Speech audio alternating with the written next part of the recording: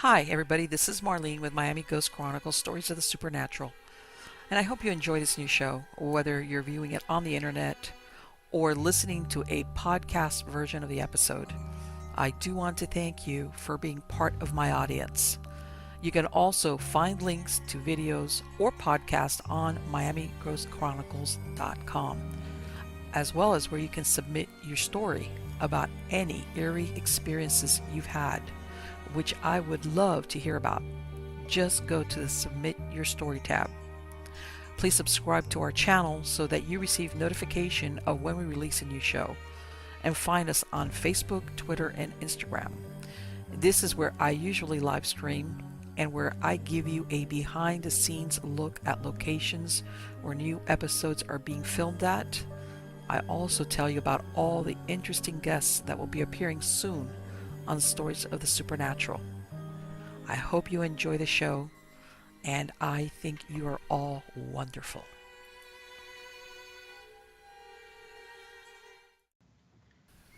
Hi, everybody. This is Marlene with Miami Ghost Chronicles Stories of the Supernatural. And yes, at the beginning, it might seem like I'm a little bit out of sync because, again, paranormal sabotage stepped in. Thank God I immediately caught it and screwing with my audio. But anyway, what I was describing here is I'm earlobe deep in the hot, humid weather of South Florida, right in time for hurricane season, and hopefully this year it will be a lot better for us because it is extremely humid outside, no wind. But being a Miami native, it's the same it's always been. I wouldn't trade it for anything. Nothing like subtropical weather. But anyway, I did want to introduce a fascinating guest, which I have today, which is Dr. Scott Kolbaba. Now, he's been a practicing internist who, after completing a tour in the Marine Corps Reserves, he attended the University of Illinois College of Medicine. He graduated with honors and he completed his residency at the Mayo Clinic in Minnesota. He's in private practice now and has been recognized as one of the top physicians in the Chicagoland area. Now, he wrote a book called Physicians' Untold Stories, where he interviewed 200 courageous physicians, courageous because doctors a lot of times will not talk about this subject. And he put together 26 stories of miraculous experiences that these doctors talk about, whether it was dreams foretelling future events, apparitions, you name it.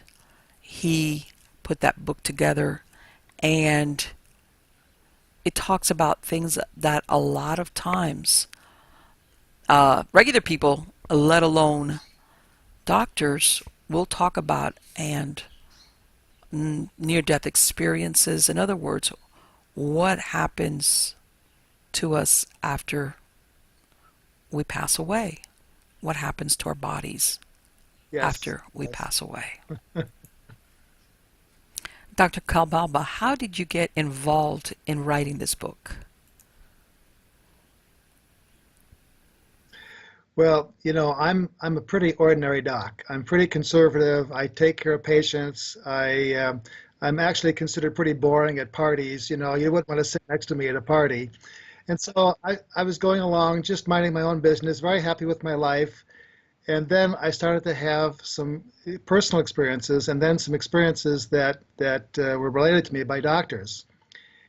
And I was just fascinated because these are things that docs don't talk about. I think one of the first things that got me interested in this was a story from Steve Heim, who's an orthopedic surgeon. Steve is a trauma surgeon. He's also a back surgeon, and he's a good friend. And we were having breakfast one morning, and Steve said, I just have to tell you this. I could tell he was just bubbling with something. He had to get out. And he said, I've got to tell you this story that just happened to me over the weekend. And I said, okay, go ahead. And so he said, I was skiing with my wife and my wife's sister in Colorado, and we were skiing on a mountain we'd not been familiar with. And as we were skiing down the mountain, a blizzard hit, and we could hardly see in front of us. It was just the snow was coming down like crazy. The temperature dropped, the wind was blowing, and we could hardly see anything. We could see maybe 10 feet in front of us. And they came to a patch of trees that they weren't expecting, and they had to go to the right or the left. And Steve went to the right and expected the girls would, be with him. But they evidently went to the left because they couldn't see that he went to the right. And so they separated. And as soon as Dr. Heim realized that, he decided to ski through the grove of trees because he's an expert skier. and it was about 5 feet of powder snow. And he said, as I was doing that, wanting to get back to the girls as soon as possible, I suddenly had this really strange sensation, this feeling in the center of my chest, like there was something really, really bad happening. And he said, at the same time, everything became quiet. The snow was coming down, the wind was blowing, but it was just silent. He could hear himself breathe. He could hear the crunch of snow under his skis. And he said he had that feeling that he had to stop skiing. He had no idea why. Now, the girls are literally waiting for him on the other side. He knew that they would wait for him. And he stopped skiing. And he stood there for a minute wondering what the heck he's doing. He's standing on the side of a mountain. The snow is coming down like crazy. It's silent. And he's standing there wondering what to do. He takes the skis off, and then he thinks, I have to climb up the mountain again. So he's climbing up the mountain in the opposite direction from the girls. He had no idea why he was doing that, but he had this feeling that there was something he was called to do that had life and death proportions. He had no idea what it was. So he's walking, climbing, and walking and climbing, and again, it's very quiet. He can hear the crunch of snow under his boots at this point. He's holding onto his skis, and he comes to a big pine tree. And under the pine tree, there's a thing called a tree well, which is where the snow comes down to the base of the tree. Okay. And all of a sudden, he looked down under the tree, and he knew why he was there. Under the tree, covered with snow, was a body. Oh. So he couldn't tell if the person was alive or dead, so he brushed off his head. He's a trauma surgeon. He knew exactly what to do. So he brushed off his head to see if he was breathing. It didn't look like he was breathing. Okay. So he reached up at his neck for his carotid artery to see if he had a pulse, and he had a steady pulse. So he knew he was alive. So all of a sudden, the adrenaline comes up. He goes into trauma mode. He brushes the snow off the body. He covers them up with his blankets, or with his jackets, I should say, and he starts to call for help. Help! Help! Okay. There weren't skiers coming down the mountain because this blizzard, stopped pretty much everything. But there was one last skier coming down that heard his cry for help and came to his side, and he said, "What can I do?" And Steve said, "Go down to the nearest phone or the lodge and get the ski patrol up here as soon as possible. This guy's almost dead. He's hypothermic, he's shocky, he's unconscious." And so about 15 minutes later, he saw the light of a snowmobile pulling a gurney, which was the ski patrol. They loaded this guy up onto the gurney and took him back down to the lodge where there was a waiting ambulance that whisked him off to the nearest hospital. Meantime, Steve is shivering and cold and adrenaline, and he puts his jackets back on, makes his way back, and the girls were still waiting for him on the other side of the patch of trees. They skied down the mountain. Steve was given his reward for saving the guy's life, which was a cup of hot chocolate. I bet that was great at that moment, though. And the next morning, he called up to the hospital and said, "How is this guy that was found in the mountain, brought in by the ski patrol?" They said, "He's perfectly fine. He's alive. You did a great job of splinting." He had a broken leg, and Steve was an orthopedic surgeon, splinted his leg in the field with some of his clothing and a tree branch. They said, "You did a great job of splinting his leg." The orthopedic surgeons here were very amazed at how well you could do it in the field. And he's fine. He was hypothermic and shocky and everything else, but he's now awake, alert. He'll be going home from the hospital in a couple of days, and you saved his life.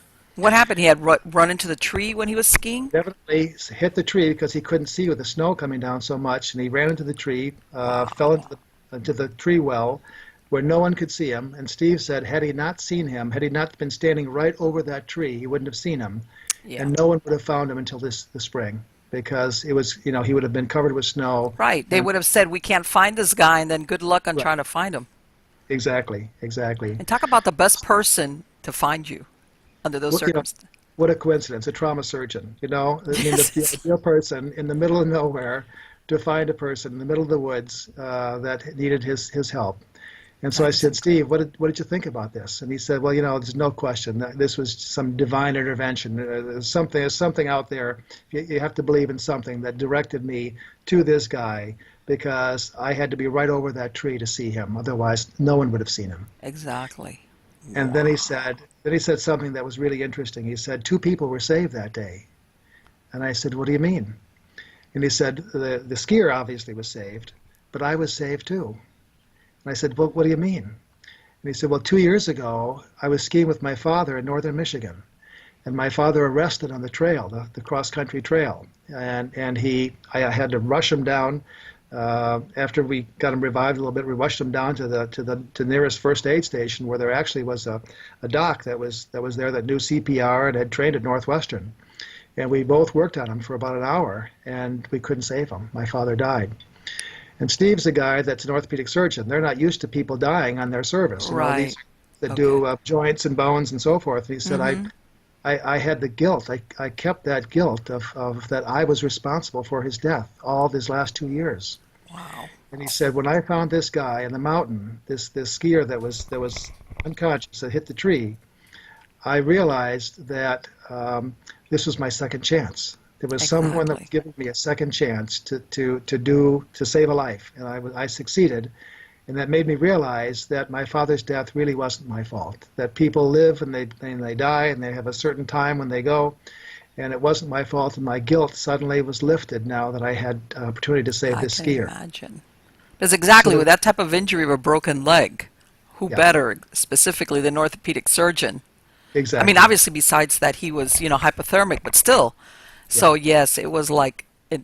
I could see where he was carrying that around, probably thinking, I want to make it right, yeah. and that And he is had the such a guilt of his fantastic father's story. death for 2 years, and he couldn't function as well. And the guilt was relieved. And I said, Steve, do you think your dad was in on this scheme? And he said, there's no question, There my you go. dad was in on it.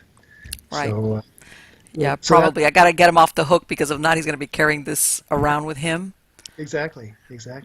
So And that it's story got me thinking about. I wonder if other doctors have had these unusual experiences because I had a couple just before that kind of shook me a little bit. I had one uh, when I was vacationing in Cape Cod. We love to okay. go to Cape Cod, which is in Massachusetts. It's on the coast, and we love to go there because the beaches are great, the food is incredible, and my wife grew up just outside the Cape, so we like to take the whole family there about every 3 or 4 years. And we were vacationing there, and on vacation, the boys cook, and we kind of enjoy it. And we cook some things we don't normally cook. So this particular night, we were cooking swordfish steaks, and we're cooking corn on the cob, and all kinds of wonderful things like that. And we had gone to the store to buy the food for that evening, and at the store they had pies.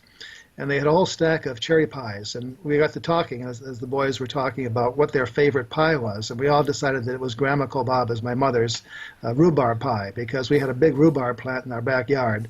And Uh-huh. every fall she'd pick all the stalks and she'd make this incredibly sweet rhubarb pie in huge pans. And when we'd visit her, we'd go in and with the spoons in hand, no plates, nothing, Yeah, dig into the rhubarb pie. And we'd finish it off. We thought we'd sneak into the kitchen. My mother knew exactly what we were doing. of course.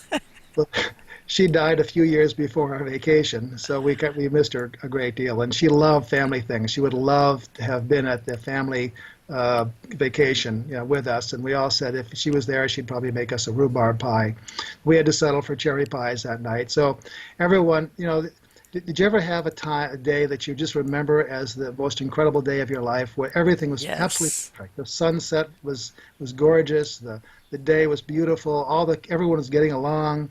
The Hmm. kids were playing. Everyone was laughing and talking. It was one of those most perfect days that you could ever remember. And I kept thinking to myself, gee, it's too bad my mother really would have loved this. It's too bad she couldn't be here to join us. So we had the dinner, and it was really good. We did a great job of cooking, I must say. This swordfish was incredible, and the corn on the cob was great. And we got to the pie. My wife served us the cherry pie. I took one bite of the cherry pie and got goosebumps up and down my back. And I looked at the pie, and I looked at the box that said cherry pie, but it wasn't a cherry pie. Oh no. It was It a was rhubarb pie? a rhubarb pie. Oh, And I knew, I was certain. Now you can certainly say it must have gotten mixed up with the rhubarb pie at the yes. factory or the bakery or wherever it was made. But to me, that wasn't No. coincidence. That No. was my mother who was telling me that she was there. That, Exactly. Exactly. Because that's what are the odds of that? it's That's pretty. incredible. Yes, and I totally agree with you. Yes, I totally agree with you. So Because of so the after, timing, because of the circumstances, it was right, like she was letting you all know.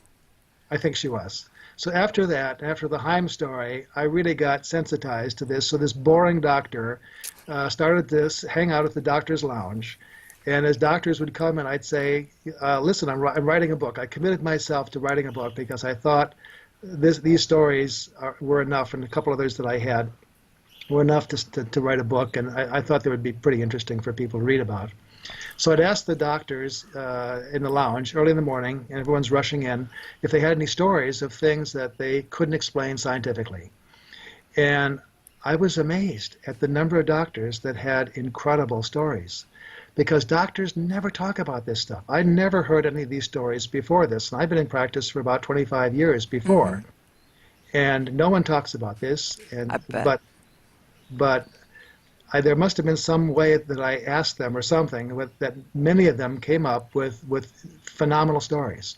Makes you almost think that they wanted to find somebody to tell the story to that would understand.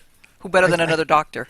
I think they did. And, I think the doctors were afraid to tell these stories because you tell a story like this and people are going to say, you're a crackpot, you're crazy. That's what they, What kind of a doc? I'm not going to go to you anymore as a patient. yeah, So, exactly.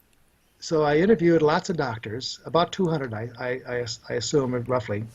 And I got a lot of stories, but I only included the ones that either gave me goosebumps or brought me to tears when I heard the story. And those are the ones I included. And I was, again, amazed at the number of stories that came up. And I think the bottom line is that these docs really wanted to tell these stories despite potentially risking their careers because they wanted to have people know that there's something else out there and that they had experienced this. And these are scientists that have experienced these unusual supernatural occurrences, and that if they did, other people must have experiences. And in talking about this and talking to my patients and talking to people like you, I've realized that almost everyone has had, either personally or through their family, some experience that they simply can't explain. Yes. And Yes. they're afraid to tell people. And hopefully this book and my telling these stories will allow them or give them permission to tell their story so that they can get it out and not be afraid of retribution or afraid of someone thinking they're crazy. And I think that's happened. So, Right. It's almost because I think sometimes there's like a thing of either if you're either a scientist or science or spirituality, and it's one excludes the other, and I don't think that that's the case at all. I That agree. I agree. Yeah. you can have pure science, which is great, and but there's also a spiritual, and I think also doctors, because I guess also even though like you said it could happen to you at any time, you deal sometimes depending on your practice when people, if it's a trauma or emergency room, I'm sure maybe you see more people that come in that you know could pass away or are very seriously injured. But I Right. imagine you also come across patients, especially if you've been treating them for a while, that you have stories. I imagine, is that what you found when you interviewed these other doctors, if they worked in other fields? Um, they had all kinds of stories, both with patients and personally. They had so there were lots of stories that I came across, and they were all different. It seemed like some Uh, were dreams, premonitions, ghosts, things like that. well, I interviewed a girl. She in her regular job, she's a hospice nurse, and she told me, she goes, Marlene, you know what? Some of these patients, I've had them sometimes for quite a while. So I'm Yes. familiar with who the family members. She goes, and I always know when they're going to pass away.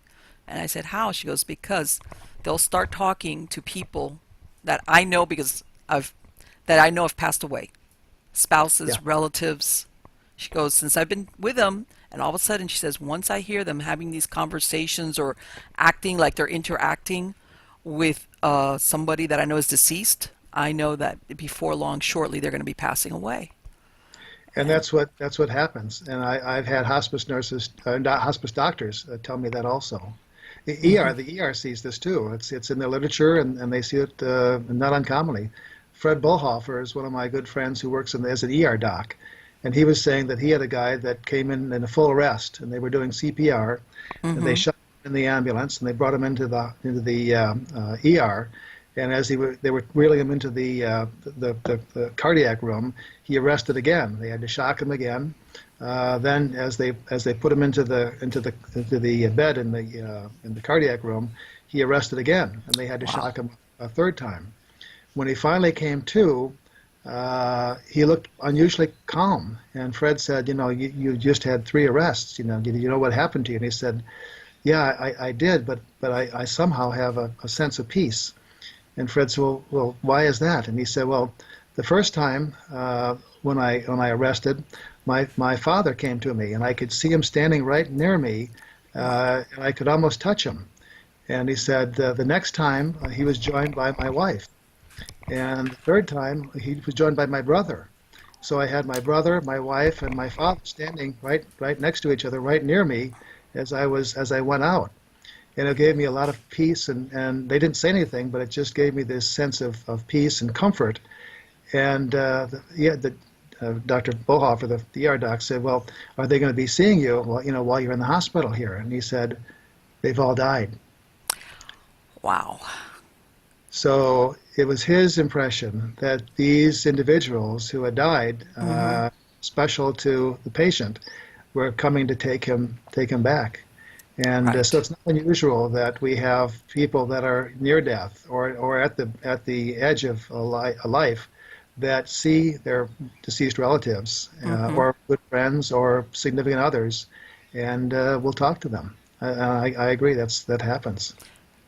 Right. And the thing is, I think also, and I know some people say, well, when people are, the ones that have that near death experience, sometimes it's because of the brain and, it's certain parts of their brain or lack of oxygen. They give all these.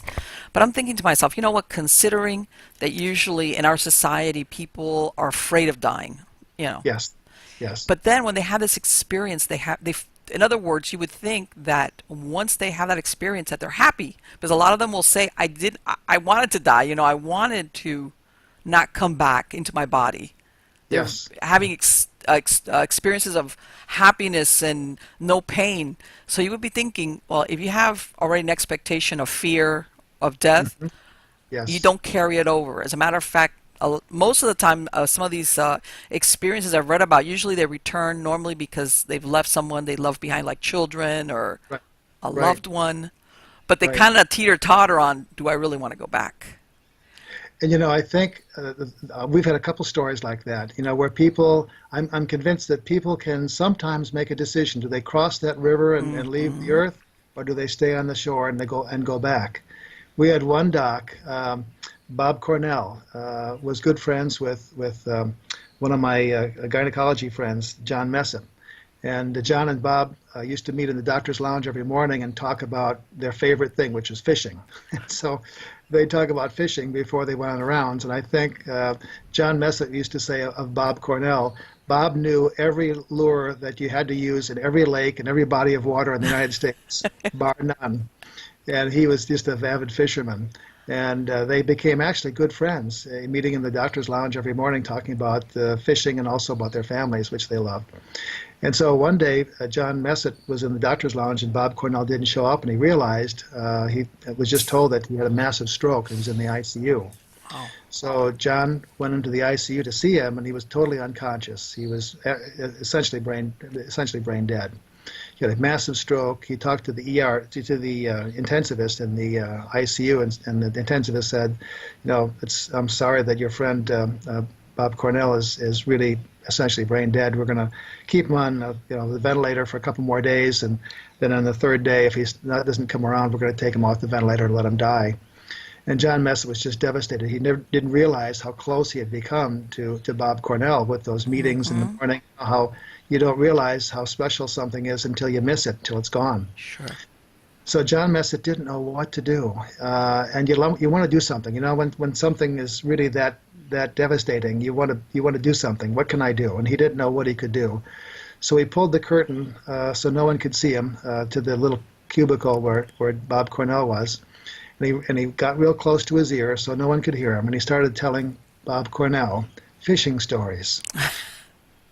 He told a fishing story he'd never told him before about how he went to the Mackenzie River in Canada and caught so many fish that he got sore arms in catching the fish. And he told him what he fished with and the lure and how he was afraid when the pontoon plane that he flew in with kind of bobbled around and almost crashed in the water. And all, it was a very interesting story. And every day he'd go back and tell this unconscious doctor a story.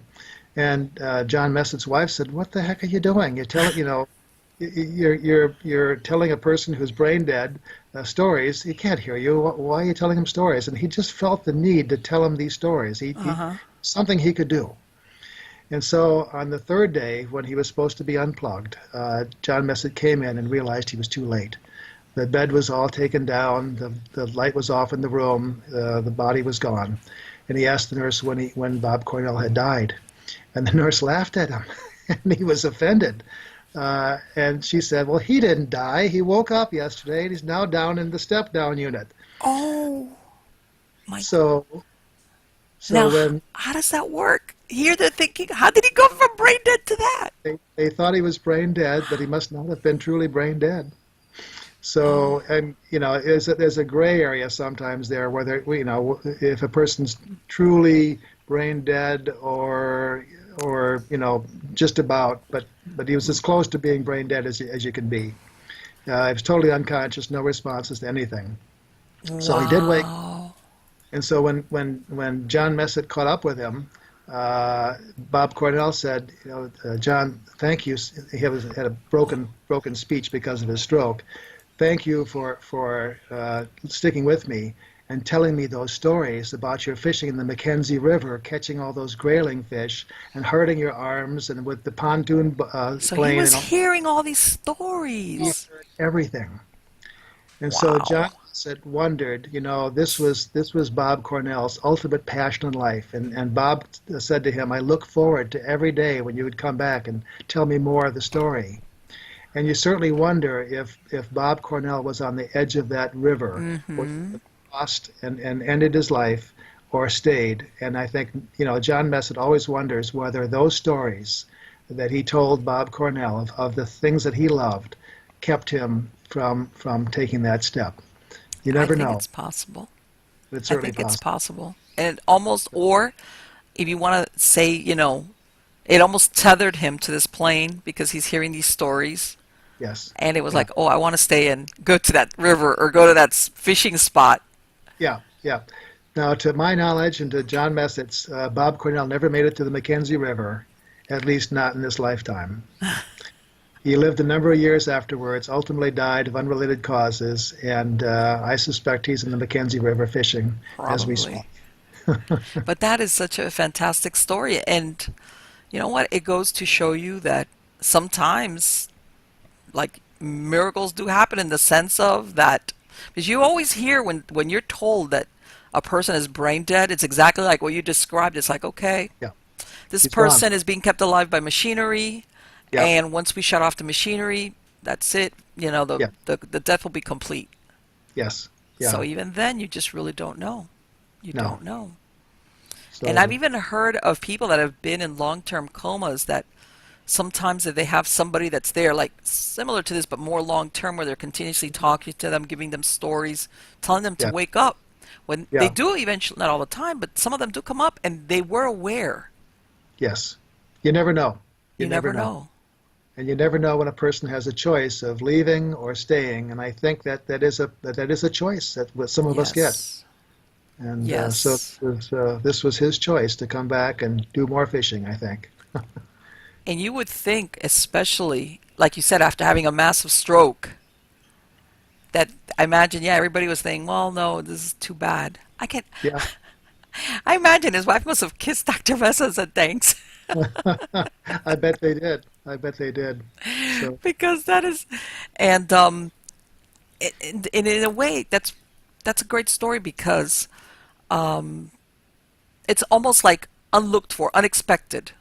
yeah, You see what I'm yeah. saying? It's not like you're going out there. It's almost like on a personal level. It just happens Hmm. to involve two doctors. Yeah, yeah, Okay. And you think, well, this doctor who's, again, a scientist, he's still going there, not because he really understands why, but he goes there and he tells them these stories. yeah, yeah. There were lots of circumstances in the book that I realized that people did things and they didn't know why they did them. Yes. They just felt a compulsion and an urgency to do something.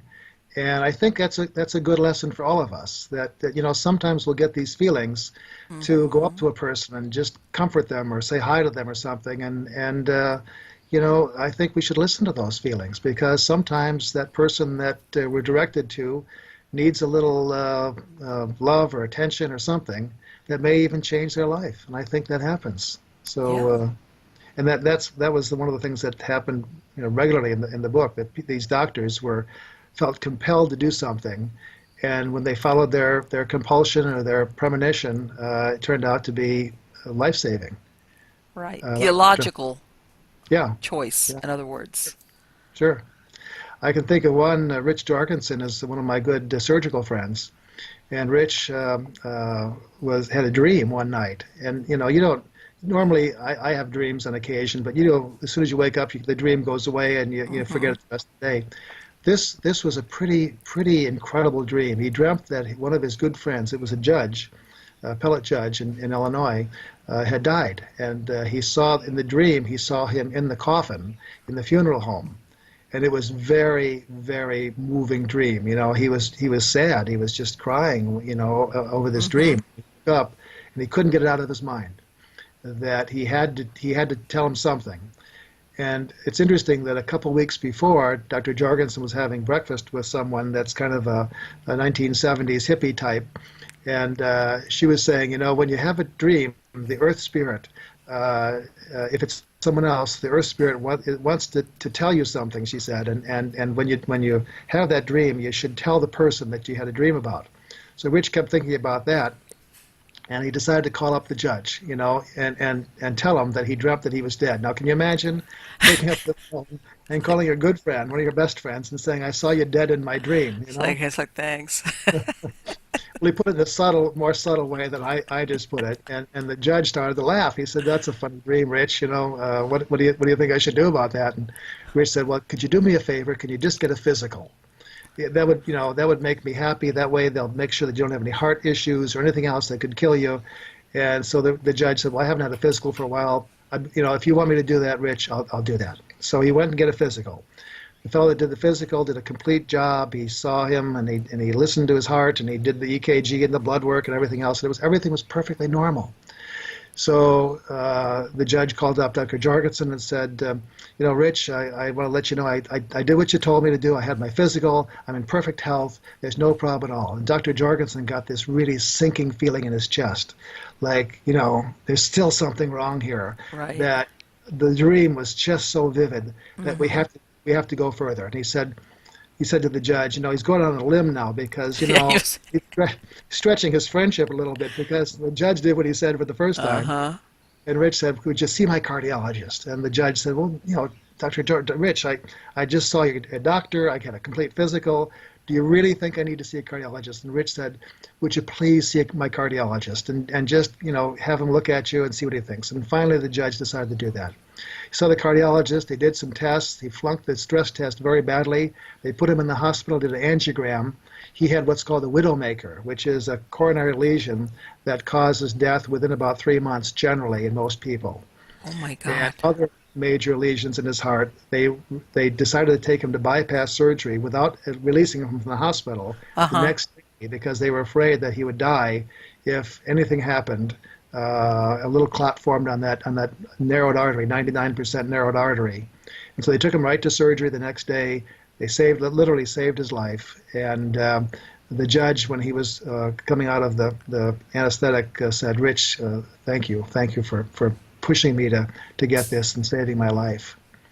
And so God. Rich had this premonition, this dream that he couldn't get out of his head, that he had Right. to do something. And like I said, lots of the doctors in the book had these kinds of things,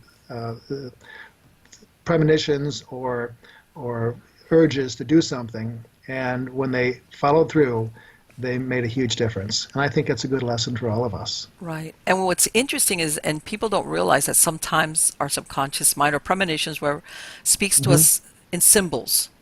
And for Hmm. him to see his friend dead, Yeah. it wasn't like he didn't take it as this is inevitable or a bad dream. Right. He Right. felt it was like something that he could still intervene Yeah. Yeah. and do something about.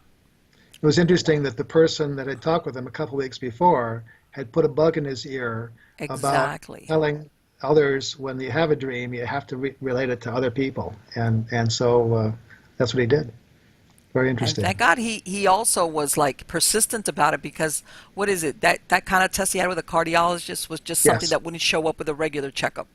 exactly, exactly. So he was Wow. persistent enough, and he really, stuck his neck out because he's telling this person to do all these things. And can you imagine if it was all normal? It's like, Uh, okay, that's it. My credibility shot. yeah, my credibility shot. I'm not going to listen to you anymore, It's Rich. like, okay, Yeah, we're that's friends, but it. you pushed me to the limit here, kind Yes, of thing. So that that was interesting. is. And sometimes it's, and people, I'm sure there's people out there that ask themselves, why do some people around, let's say a person like what happened to him, like that Hmm. judge, have a person that's Yeah, able to intervene if they pay attention, and then other things happen, which then you get into the thing of predestination, as in it's your exactly. time. There's just no Exactly. way that you're Yeah, going to dodge that bullet in the sense of this is your time to die. yeah. That's a good question. Why do some people get a reprieve and some people don't? And Yes. I heard a TED talk about that one time, and there was a minister from England that said, "I've got the answer for why God intervenes, or why whatever you want to consider this force out there, whether you call it God or whatever." Why there's some intervention at some times and not other times, and the minister came up with a real good explanation. He said, there are times, for example, when they had the tsunami in Malaysia, Right. and there was a church, for example, that held services on the beach every Sunday, and for some reason, this particular Sunday, they went up into the mountain to have their service, and the Wow. tsunami would have killed all those people. Now, why were those people saved and other people weren't? And he said the reason for that, and he gave a very good explanation. He said the reason for that is the following: we don't know. Yes. Or you think how many of those people did get some type of premonition or warning and they poo-pooed it Yep. and Yeah. said, "Oh my God, I'm just like Yeah. I'm getting paranoid, What's what? The last thing, of course, they're going to expect is a tsunami of all things." Exactly. Exactly. So I guess that's again a good lesson for us, that when we feel some of those premonitions or thoughts, to at least consider acting on those things. Yes, Because yes. And I sometimes mean, you never know. you always hear those stories, about those people that don't get on certain flights and then the Exactly. plane crashes. And Exactly. then, and I'm thinking to myself, well, the ones that do get the premonition Hmm. Hmm. and get on it, how do you quantify it? There's no way because they died, Exactly. which makes you think how many people actually get some type of warning and they just don't. Hmm. Either they Yeah. can't or they don't pay attention to it. Yeah. Yeah. One of my good friends, Denny Fitch, was an airline pilot, a captain of United Airlines, and he loved to fly. It was goal in life to fly, and I took care of him for the longest time. And he was teaching. He got to be so expert at this particular airline, the DC-10, that he was teaching other pilots about disasters. And they had every year the pilots evidently had to train, and they would go for a week-long training at this facility in Denver, where they would be trained in various disasters. And they get into a simulator, and they'd have like an engine would blow up, or they'd have loss of pressure at 30,000 feet or something, and they would be trained in what to do. And it was a grueling kind of a training, because they would have to be really on top of the situation, and be Yes. aware. And if they messed up, their training flight would crash. And so they were training on, interestingly, on the loss of hydraulic power. And the DC-10 has three hydraulic systems. So that's a triple backup. And so they were training on one or two hydraulic systems going out. Now, the hydraulic systems control the flaps, they control the landing gear, they control the steering mechanism of the plane. And they never trained, however, on all the hydraulic systems going out, because it was just like a 1 in a billion chance that would Right. Like happen. how could they all three go up?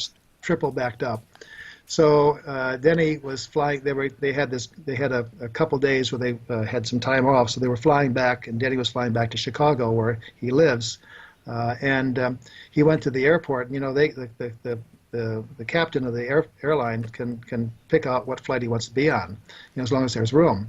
So he went to the terminal, and he discovered there was a flight, about two doors down in the concourse, where he could get on the plane and fly to Chicago very quickly. And he went to the concourse and stood there for a minute, and he had this feeling that he shouldn't take that flight. He had no idea why that was. And he stood there for a while because the flight was leaving in like 5 minutes. He could jump on Right. the flight.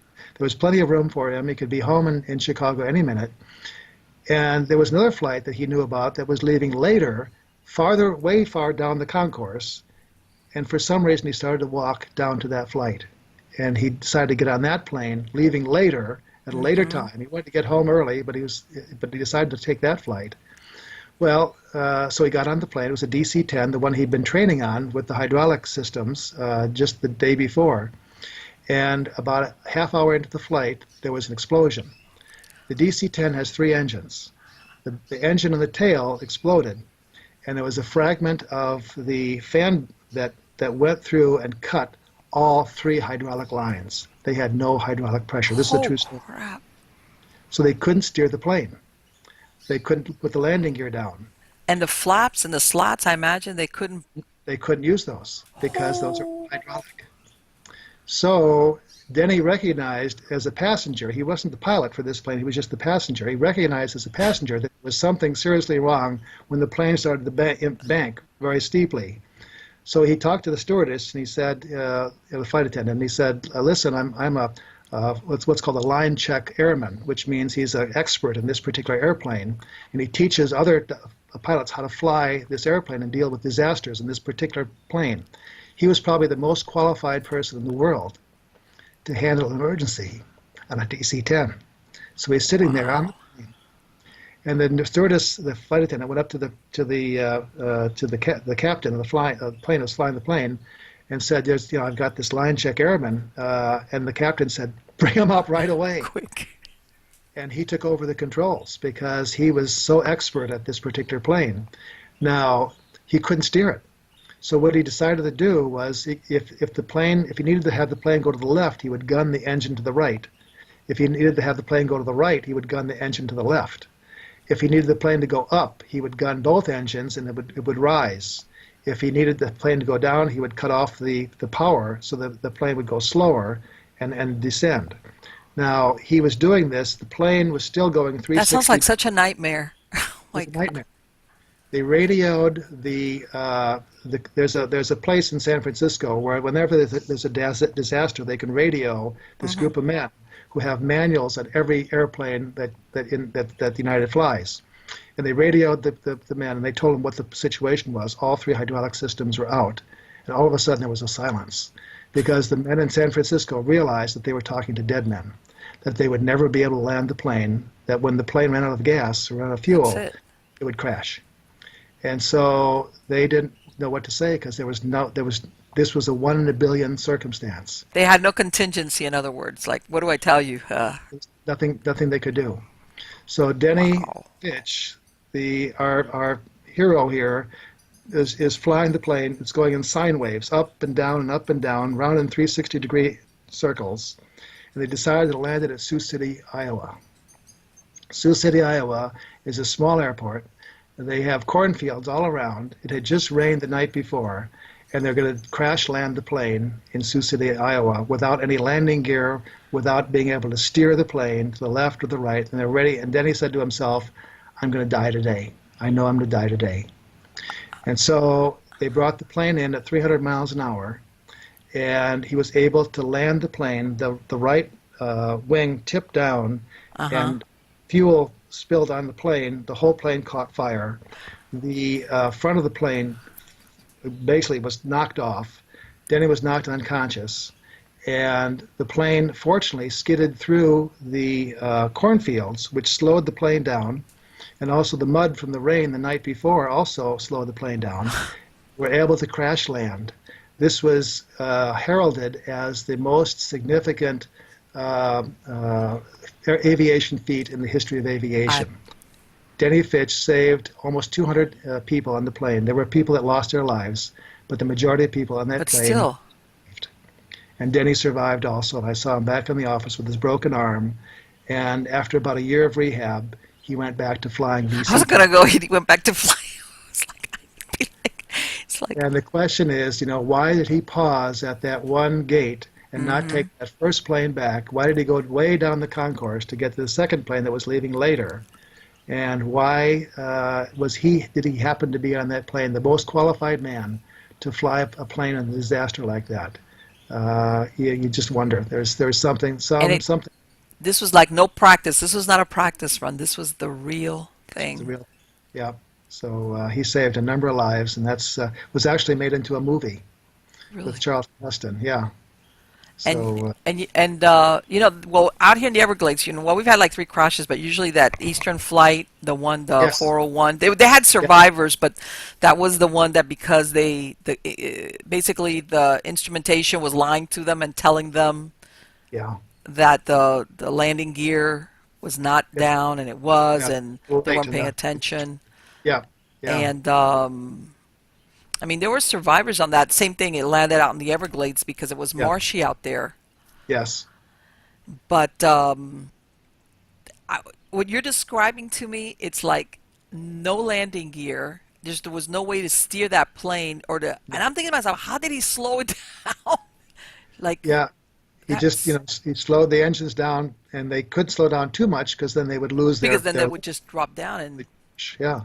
So this was an incredible feat, and again, it was heralded as the most significant aviation feat in the history of aviation. yes, that is It was that's my patient, incredible. Denny. Yeah, Captain Denny. So And have you had experiences um, with patients? And I know some people the other way around. Have you ever had where a patient maybe that you've been treating regularly tells you that they have a premonition about their own death as far as or that they feel like they're going to be passing away soon and you might be going, "Huh?" when that happens, you get the willies Yes. because it does happen.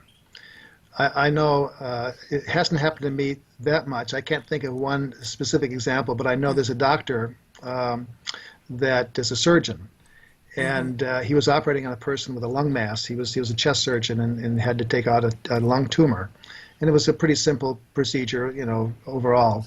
And the person that was getting the procedure said to him, "I'm going to die today. I want to say goodbye to my family. I'm going to say goodbye to everyone." And he said, "Well, no, that's crazy. We're going to it's a simple procedure. It'll take about an hour. We'll get the tumor out. You'll be cured. It'll be fine." And she said, "Well, thank you very much. Thank you for trying to help me, but I know this is the end." And he didn't think much of that, no, nor did anyone else. And sure enough, they put her to sleep. He started the surgery. She arrested, and they couldn't get her going, and she died. Right. And so after that, he said to me, I'm never going to operate on anyone that That says starts telling me that that. tells me that they think they're going to die, because that does happen. And Well, it's kind you of know what? spooky. I had my grandfather, and I was around 12 or 13 years old when you're that age. But I remember my mom telling me Hmm. that it was because around here we have mangoes, and usually Yes. they'll flower up in the spring, and you'll get mangoes around July. My grandfather was already in his 80s, but he had no physical ailments. He didn't have anything seriously wrong with him. He was just old, but okay, Yeah. nothing. And my mom told me that they were talking about fruits or eating fruits, and she says, "Well, you know what? In a few months, we'll eat some mangoes or something like that. Pretty soon they'll be flowering up." And he told my mom, he goes, "Nope, I'm not going to be around for that." And this was like 3 or 4 months before, and she was like, "That's a weird thing for him to say." Yeah. Yeah. And sure enough, he unexpectedly he went into the hospital for a checkup. Something going on with his lungs. I think he had smoked quite a lot when he was Yeah. younger, and even though he had stopped, and he was Hmm. 84. But at the time that he said it, he was not ill. He was nothing was going on. And my Yeah. mom told me that story. She goes, "I don't know." He just said it very matter of factly. He goes, Hmm. "No, I'm not Yeah. going to be around for that. I'm not going to be here in the springtime." And Hmm. she was like, "Okay." Yeah. And Yeah. sometimes people know. Yeah, there are circumstances like that where people know, and they know that they're going to die. And I'm not sure I've seen that. Um, I can think of one person that actually, now that I think about it, that told me that he was going to die that this particular day. He's got everything ready, and sure enough, he had some metastatic cancer, so he wasn't well. Okay. But we didn't expect him to die that soon. And he said, "Today I'm Mm-hmm. going to go." And he got everything ready, he had breakfast, and laid down in the afternoon, and he died. And so you can't Well, explain those and things. and it's almost the same along the same stories of what you said about the other doctor that was presumed to be dying because he was his brain was not working, Right, and right. I imagine you've come across stories of people that beat the odds, that get a diagnosis of something that's like, okay, you're going to be dying soon or Sure. something, and then they Yeah. get beyond it. Yeah. I had a lady that had metastatic breast cancer, and she'd failed every radiation, chemotherapy, hormonal therapy, whatever. Mm-hmm. And we had her in the hospital. I had the oncology group see her, excuse me, and they said, she's got cancer around her heart and the sac around her heart, the pericardium. She has What? cancer in the liver. She has cancer in lungs. She has cancer everywhere. She's failed everything, and let's just send her home and let her, let her be with her family as many days as she can. We didn't expect her to live more than, a week or two. And so I decided that I'd want to see her about a week after she went home, and so I did, and she was still cooking along, and I thought, well, she's got a little reprieve here, and then Mm-hmm. a couple of weeks later, and she looked pretty good, and I'm thinking, well, she's for some reason she's got a little more time to spend with her family. That's nice.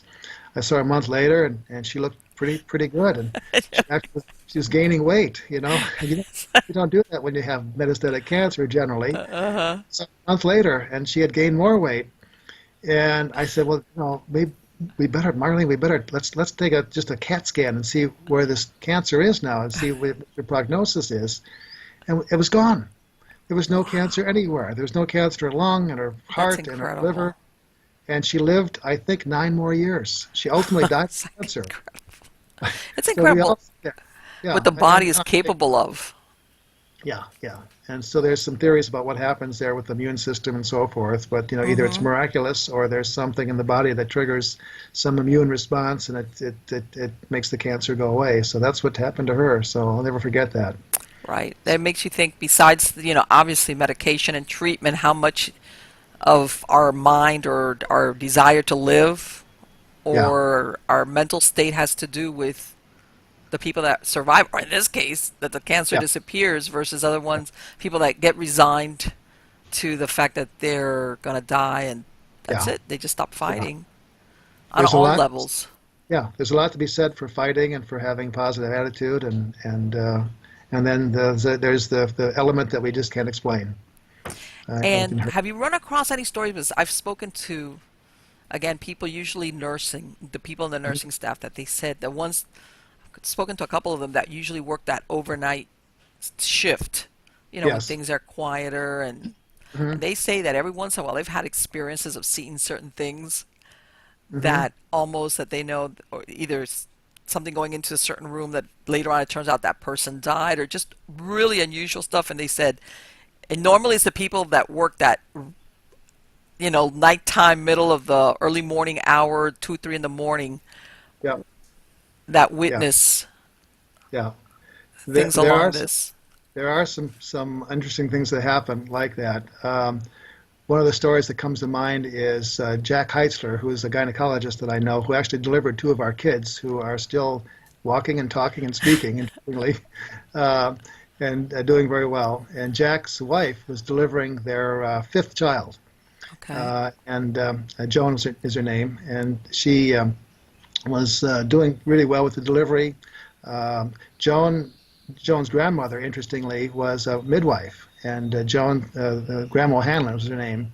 And Grandma Hanlon was kind of the leader in the family. She was a spiritual leader. She would do all kinds of things for free. She would deliver babies for free at the time, and as a midwife. And if people couldn't afford to pay her, she just wouldn't take any money, and she'd stay with the family for a couple of weeks afterwards. And so ultimately, Grandma Hanlon had to retire from because she got older, and she lived with Joan when Joan was a little girl and her mother. And Joan would always say, if I could make it to Grandma Hanlon's lap, they became very, very close and very loving. If I could Mm-hmm. make it to Grandma Hanlon's lap, I know I'd be safe, from my mother when I got in trouble. It's like, yeah. So Joan had delivered the baby, her fifth child, and everything went well. Then she had a lot of pain associated with some retained placenta, so they had to do a little procedure to get rid of that retained placenta. And so she asked for some anesthetic, and in those days, trilene was the drug of choice, and you put the trilene mask over a woman's face, they go into a deep sleep, unconscious basically, and then they can do the procedure, and then they wake them up afterwards. So Joan was about ready to take the trilene mask and become unconscious, and where they could do the rest of the procedure, when Grandma Hanlon steps into the room, a little short little Grandma Hanlon, pretty almost as wide as she was tall, and she was dressed in her little polka dot dress that she usually wore with a sweater vest, and her hair white in the bun, and little old lady shoes, and she stood at the foot of the bed and she said, no, Joan, don't take the trilene. And Joan didn't know why, so she pushed the trilene away. Well, no one realized that Joan had eaten a large meal right before labor. And Oh, about 30 seconds after she pushed the anesthetic away that would have put her into a deep sleep, she vomited the whole meal. Had she been asleep, she would have aspirated and could have died from that. oh my God. And Joan said that she made it to Grandma Hanlon's lap one last time, having transcended time and eternity, because Grandma Hanlon had died 22 years before that. What? Oh my God. I'm getting goosebumps. I'm getting goosebumps with that story. Grandma Hanlon had saved her life and come from the other side to do that. That, So, wow. so there See, are that's some. somebody running interference from you. I remember back in the 1980s, this is when I was busy having babies, and I remember, where I used to work at, um, there was a couple of other girls that we all went to the same obstetrician. You know how girls, everybody's like, he's Oh great. yeah, yeah. And I remember there was a coworker of mine, she was a friend of mine, and we had the same obstetrician.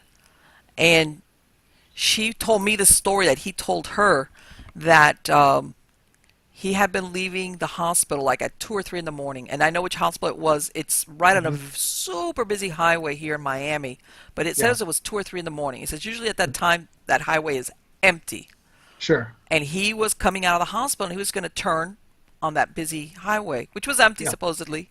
yeah. But he says that the light, the arrow turned for him to turn, the green arrow for him to get on the highway, and he says Hmm. something told him, "Don't go."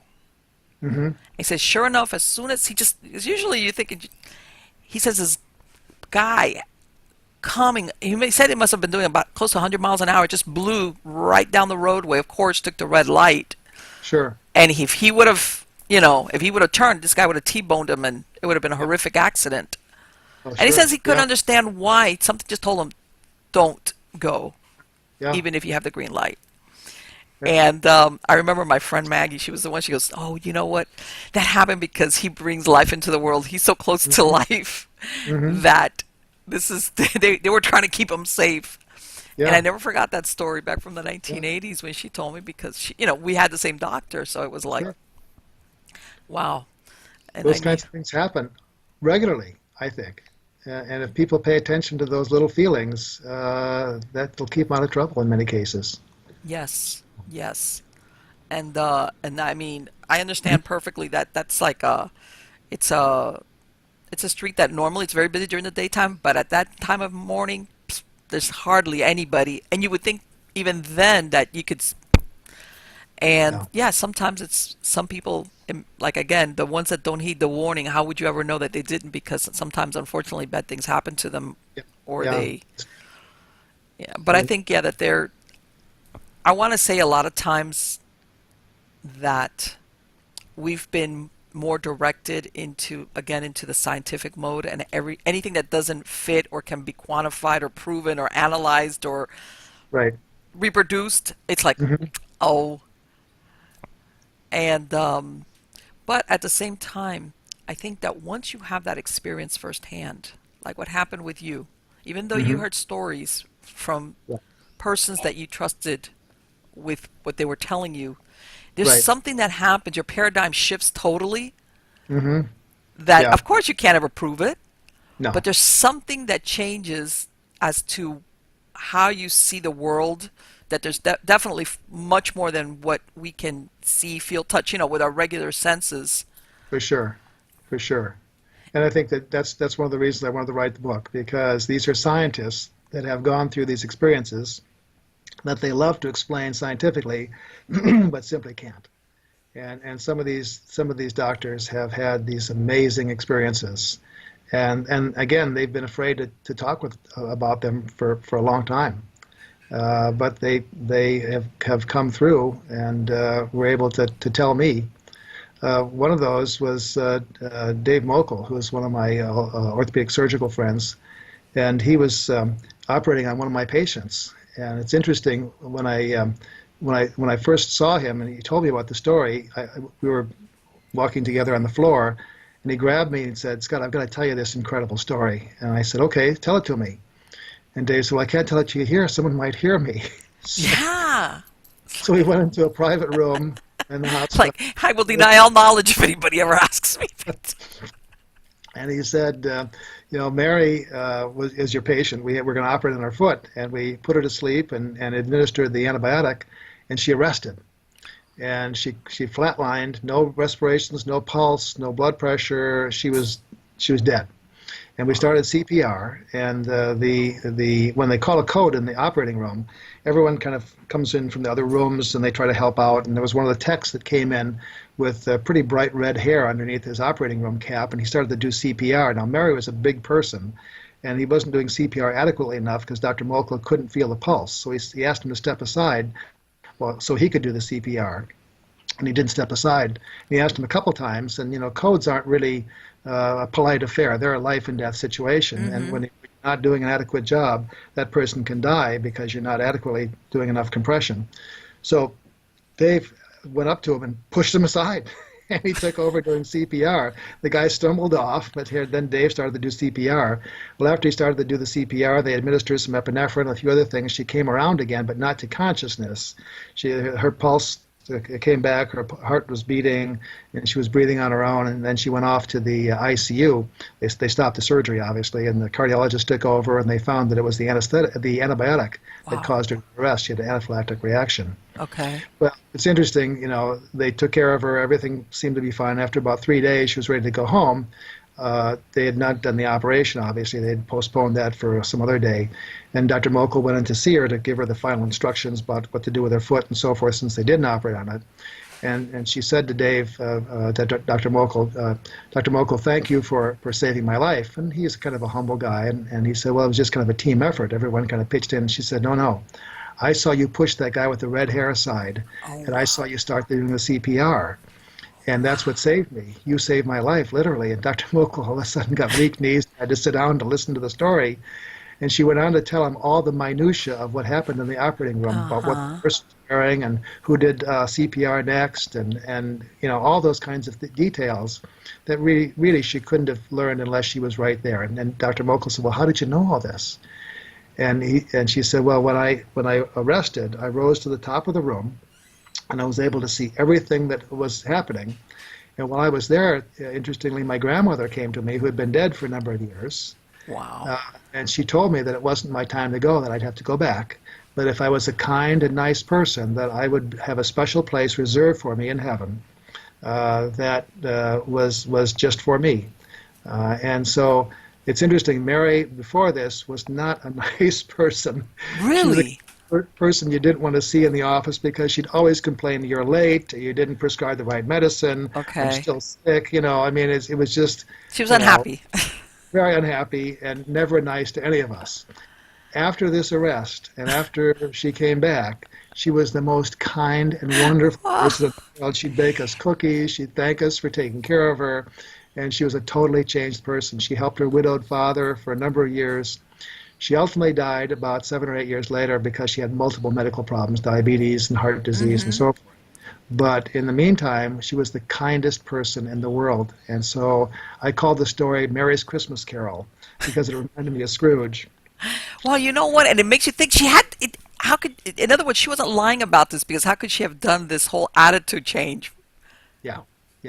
If Exactly. And it makes you wonder, did she have a breakthrough, or was she like, I don't want to go to the hot place, so I don't better know. be good. I better be nice. That's really curious. Dr. Mochel still can't explain how she knew all the stuff that had happened to her in Yes. great detail. And he'd ask her a few things, and she'd come up with the answer. And that couldn't be someone telling her what happened exactly, with those minute details. So Yeah, That's I've heard of people even besides what the ones that have come back from near-death experiences that they can even have said I've overheard or seen family members in another room yeah, and been able to yeah, tell them what they were saying or what was going on. yeah. There's some interesting things that happen that we just can't explain. I think that So, is so interesting. And to yeah. me, I think that, you know, as much as we want to like put everything into little boxes, Hmm. Hmm. they're human beings. Well, I think also the laws of physics prove it now that so much of what we think is definite or solid Yeah, really isn't as far as energy is concerned. And, yeah, what our eye see is not really what it is as far as the way energy works. I think it has a yeah. lot to do with it. And I think also sometimes, and I guess it depends on the person, maybe why some doctors, because they're like, it's not even having to do with religion versus spirituality, like that part of the human being Hmm. that what happens to us after our physical body dies. Sure. You know, Hmm. is it, some people want to say, oh, it's a fairy tale. When you're dead, you're dead. Your body dies. That's the end of you. Bye. Yeah, yeah. And and I think that I'm not going to say all the time, but I think a lot of sometimes the scientific field has always kind of looked down, like, yeah, those people, the ones that believe in like that there's a spirit and a soul, Yeah. and then when you go to training, I'm sure when you were going through medical school and everything has got to be science, hard Right. facts. Right. And that's why I thought this was so interesting that all these doctors would have these very unusual stories because these are trained scientists. They don't want to believe Yes. this stuff, but it happens, and they can't explain it. Dr. Mochel was just totally blown away. I mean, he couldn't explain what happened there, except to say that she had a near-death experience and that there's something else out there that True. we can't explain. And I think that's what the bottom line is for the doctors, that there's something else out there. Some of them called it God, some of them called it a spirit, some of them called it a force. Hmm. I don't care what you call it. I think as long as people realize that there is something else, that what we have here on this earth is not everything. There's something Beyond else, that. and these stories and these experiences help prove that there's more to life than just what we can see. And you think of all the ones that came and shared experiences with you, how many more didn't? Well, that's true because many of them, again, here I'm going to publish their story for the world, and there Uh-huh. has to tell it to one person. So, Yes. yeah, I suspect there are lots of doctors that didn't share their stories because they're just too private, and they were Yes. afraid of retribution by their patients. Here's a doc that has seen ghosts, and Yes. not going to not going to go to a doctor that's seen. And Right. these are ordinary doctors like me that Mm-hmm. just are workaday docs that are in private practice in most cases that have no reason to tell a tall tale. They're not going to gain anything by doing this, uh, Right. and they have potentially much to lose. So, Yeah, and I think also now with modern medicine, where so much of it is like machinery driven, as far as like what you said, that when yeah, that person was determined to be brain dead, I'm sure that was because machines were saying there's no type of anything going on in the brain. right, Whereas, right, once upon a time, it was the opposite. People got buried alive, but still, and it's like, okay, you can rely on the machinery only up to a certain point, but then for the sure, equation can change. The X factor is the person's spirit, a lot of right. so There's a many lot. things, so many Hmm. things that could make the difference as far as the outcome Right. um, nowadays. I think that is God. Those stories are fascinating. I want They to were thank to you. me too. I'm sorry. What? They were to me also. I Oh, was completely no. And surprised. I'm. Haven't you ever? Don't you have any of them coming up to you so you could do volume two on these? Well, I'm working on volume two. Oh, okay. So I've got some new stories. The one you heard about, the airline pilot, will be in the second book. Okay. And we're also working on a potential TV series. We're talking to some networks Okay. to potentially have a TV series on this too. I So think that so many people would be glued to it because I'm telling you, for all our technology and the phones, and I think the human spirit yearns for that, I think it as in does. knowing that that is no matter what the technology, and you know how nowadays we're getting the scare of AI, artificial Hmm. intelligence and Yep. technology, and everywhere you go, they can find you. True. That people True. realize, I think something inside of us knows that there's something that is beyond that. And these stories are something that inside you go, I knew it. Like, I know that. Exactly. And it also helps people recognize the stories that they've had. Many of Yes. my patients, when I tell these stories, will say, "Oh yeah, I didn't realize. I thought that was a coincidence that I had, but maybe it really wasn't. Where I happened Yes. to just turn on that lane and I avoided the car accident or whatever." There are a Hmm. number of things like that that have happened to people that they didn't recognize as more than just a coincidence. Yes. Yes. And I'm going to tell you a real quick story. I remember when I was a teenager, my first car was a Camaro. I was a Hmm. pretty good driver. Wasn't a crazy driver, but my grandfather, the one that I told you that he had already passed away, and I mean, I hardly thought of him. I was like 18 or 19, Yeah. and I remember I had this dream where those 70s Camaros, they had that bucket seat, that real tall bucket seat. Sure. And in my Sure. dream, I'm coming out of my other grandparents' house, and my car was parked there, and I'm like looking through the back, and I'm seeing, which I don't know how I knew it, because he had all white hair, but he had a full head of hair. That I knew he was sitting in the passenger seat of my car. In my dream, I'm thinking, what is he doing sitting in my passenger seat of my car? It was one of those really weird kind of dreams Sure. that you have. Yeah. Yeah. Next day, I'm driving down the street again, 2 lane, and kind of a residential area, and all of a sudden, I'm looking and I'm seeing and I'm thinking, wow, that car is coming up the lane towards me because it was a 2 lane. I was like, when you do like when you're far off and you're like thinking, is that the back of a car? But no, that's the front of a car Uh-huh. coming towards me. Uh-oh. You do one of those, and well, basically, I had to like do like a real sharp swerve off. Thank God there was no cars parked off on Uh-huh. the swale area. But Yeah. it would have been, he was passing up. I don't know what he was doing, to be honest with you. It would have been a front end collision, like horrible, horrible, horrible. Yeah. And Yeah. considering that normally when you're 19, you're like what I was doing, listening to music, Yeah. and Yeah. afterwards, and especially as I realized, I think that was my grandfather trying to give me by the way, I had never thought or dreamt of my grandfather in all this time. Sure. He Sure. was like almost trying to give me like what you said, like a little heads up, like be careful, or I'm going to be with you. Because Yeah. like I said, it would if I would not, if I would have, it would have been a horrible accident. It would have been a head-on collision. Hmm. And at the last minute, I just swerved off because, and I think things like that, a lot of people could say, well, and I said, but the timing on it was like, I never dreamt of my grandfather. I wasn't thinking of my grandfather. Yeah.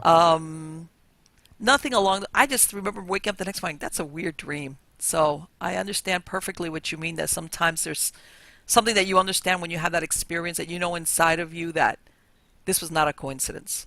Right. Right. I think that happens to almost all of us Yes. at some Yes, it point in our life. does. Yes, it does. Well, Dr. Kolbaba, thank you so very, very much for sharing this time with me. I'm going to put a link to your website on the credits of the show. It has been Great. wonderful for me personally. It's fascinating. And I do hope that they do that series because it would be wonderful. And also when you put out your book, because again, I'm sure like what you said, that there's a lot of people out there that have had their own experiences. Some of them have Yes. talked about it, and others Uh-huh. just, No. again, they don't want to ruin their careers, or Right. they're afraid their family's going to look at them and go, huh? Exactly. For Okay. sure. For sure. We're like, that, and nowadays, unfortunately, publicity is a double-edged sword in some cases. It could Yes, be it great is. for you, or it could like really hurt you if it's taken out of Yeah. context. So I Yeah. understand definitely those doctors that shared their stories with you. Man, Hmm. hats off to them. Yeah. So far, no one has been criticized. Everyone has been Right. treated like a hero that You know they. why? Because I think everybody has had some type of experience or knows somebody that has had that experience that they believe them. In other Exactly. words, the source. Exactly. Yeah. But I coming think that from is them, from doctors, and I hate to say, but usually doctors have this, that they're like they don't believe in stuff like that. It's like the medicine and right. That's why I wanted to include doctors because they're not the type that would have these kinds of stories generally attributed to them. And that, I think it's more powerful when a person of science comes out with a non-scientific story and an experience that they just simply can't explain scientifically. So it's been fun Exactly. to include these stories. I think, let me tell you, it's fascinating, absolutely fascinating. Dr. Kolbaba, again, thank you so much. You have been wonderful. And again, I absolutely look forward to seeing your second book and seeing the show that you're going to, hopefully, that we're going to see, because I'm telling you, it's going to do really, really well. I know. I know. Thanks, Brian. It's great talking with you. You've been great. Likewise, thank you so much. Take care. You too. Bye bye Bye now. bye. Oh my God. That is such, those stories. I would love for them to put that show together. Yeah. Think about it. Think about it. You know, I'm not kidding. I think yes, yes, people. Okay, let's put it this way. God knows there's a lot of paranormal reality shows with Ghostbusters and psychics and everything, but always you have people will say, well, you know what, it's a ghost hunters reality or psychics is, But I think that when, like when Dr. Moody wrote all, originally some of these the books on the near death experiences, a lot of people paid attention because this was coming from a doctor, somebody that's trained in medicine, scientific. And again, when you come to that point where you've gone through the checklist of plausible, probable, rational explanations for something you experienced or witnessed, then you're left with that. And I think that if they put that show together where the sources are people like that are doctors, that, depending on the type of practice they have, uh, they come into contact with people that are sometimes life or death, or like what happened with that doctor, where he found this person that was injured, of all things, with a broken leg, and he's an orthopedic surgeon, under a tree, that if it wouldn't have been for that's it. They would have found this guy like a popsicle, you know, either the next day or 2 days, or like he said, in spring, who knows, because who would have known to look there? Um, doesn't necessarily have to be in a hospital setting or in a doctor's office. And God, that show would be great because, again, I think there's a lot of people out there that even if they're not doctors, they've had similar experiences where they know th- there's no way I could have known that, or there's, um, in other words, the odds are astronomical. Like that, oh, that story about this man who's like the one person that's going to be able to bring down a plane. Not only that, have three hydraulic systems which all went at the same time. That, let me tell you something. I'm thinking about that, and that's hair raising. Talk about the perfect person, like he said, and he that wasn't the original choice he had as a plane. Why he went on there, who knows? And what we were talking about, which is sometimes, a lot of people will think, well, people die sometimes and there's nobody there to save them or to rescue them. And then you think, well, maybe it is this person's time. You know, it is this person's time, and it just wasn't their destiny. And then there's other people that do get some type of warning or premonition, whether it's a feeling or a dream or another person telling them, don't do this, don't go there, whatever, and they dismiss it and they go. But then, let's say it didn't come from another person. There's no way for anybody to ever know that this person had a feeling of not to do or go somewhere, and they dismissed it because obviously maybe something happened to them. They got died or got killed, and there's no way for them to say, yeah, by the way, you know what, before I went on this trip, or before I went to this place, or before X, Y, and Z, I had a feeling I shouldn't do that, but I did it anyway. Again, we come back to, um, I think we have, I don't want to say psychic, because a lot of people think of psychic as in psychic mediums and communicating. I think that we all have this innate sense about us that sometimes dwells in our subconscious mind. As you know, I'm a hypnotherapist, and I understand very well the way the subconscious works. And the subconscious basically is always picking up everything, okay? And I know there's some instances where basically you're coming up with things that there's no way you could know even subconsciously because you've never been exposed to the information. But if you think about it, again, whether I think it's between our subconscious mind picking up cues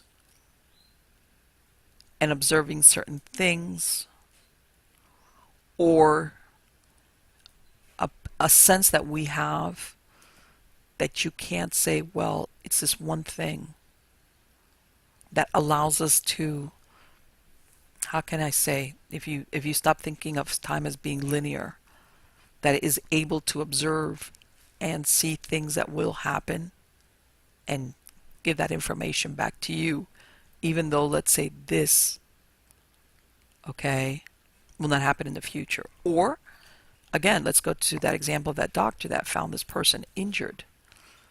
Number one, how did he find this person the way he did?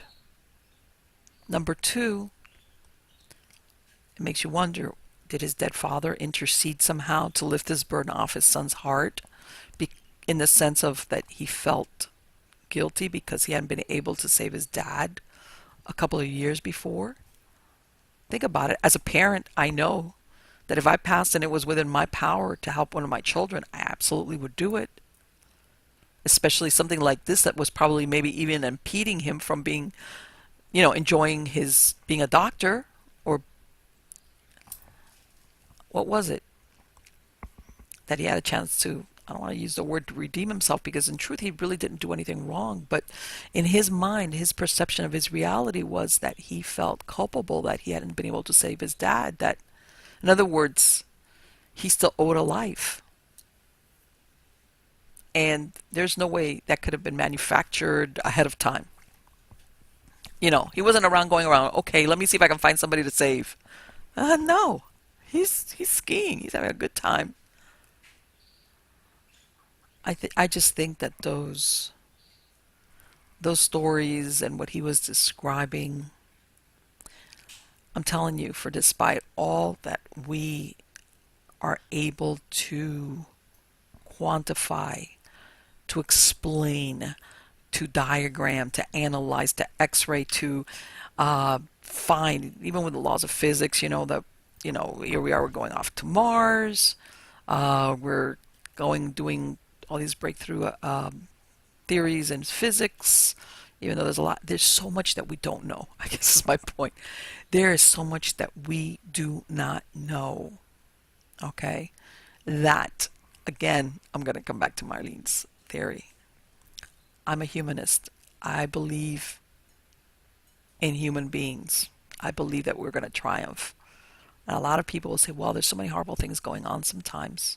Sometimes I don't get caught up on the how, because sometimes I think that's unimportant, because there's certain things that you can't figure out or imagine or know. But that we have potential outside of this physical body, absolutely. Even when we're alive, even when we're here. Okay? And absolutely, when we're not within our physical body. Okay? That, like I said before, hopefully we're not tied down to this earth plane, because it's not the place for us, But that if we have, let's say, a loved one, that we could do something to tap him on the shoulder, spiritually wise, and say, look under that tree, look under the tree. Because this is what your child needs, even though he's a grown man, to soothe his heart. Yeah, absolutely. Absolutely.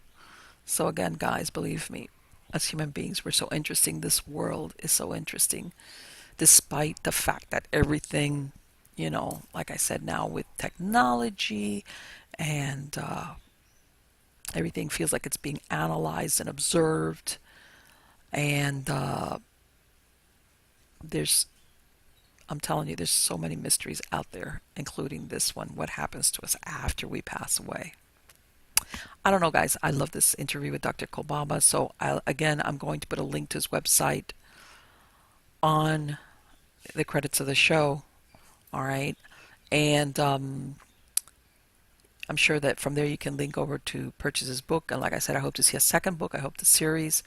And so, guys, don't forget, subscribe to the channel, whether it's on YouTube or any of the podcast platforms, so you get notified of when I release new shows.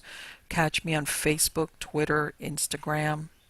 My true believers, don't forget to send me your stories, especially if you've got stories like this. I would love to hear stories like this. You know, it doesn't have to be about ghosts or anything like this. If you have, and I've said it before, if you have some unusual experience, by when I mean unusual, it could be things like what I said, premonitions, things that happen that afterwards you're like, huh? Like you have this feeling, I know that something either divine or spiritual or whatever intervened or something happened. I'd love to hear about those. Don't forget me.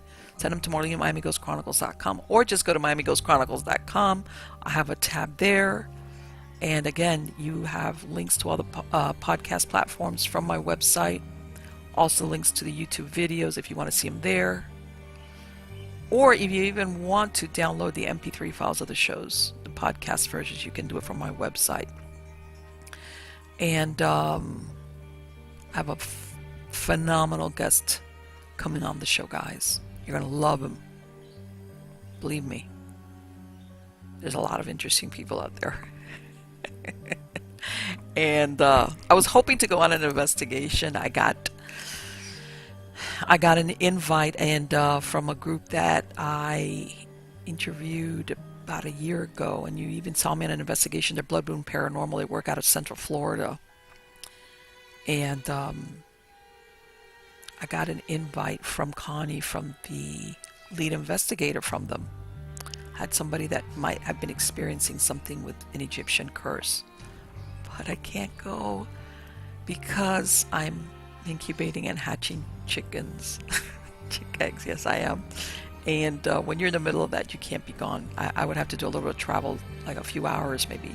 I'd be gone for the day, and I can't afford to do that. But my point being that I'm hoping that I'm going to be able to go on some other investigations in the field and bring you guys along so that you can see the real work of true paranormal investigators. Again, guys, thank you so much. You are all wonderful. Take care.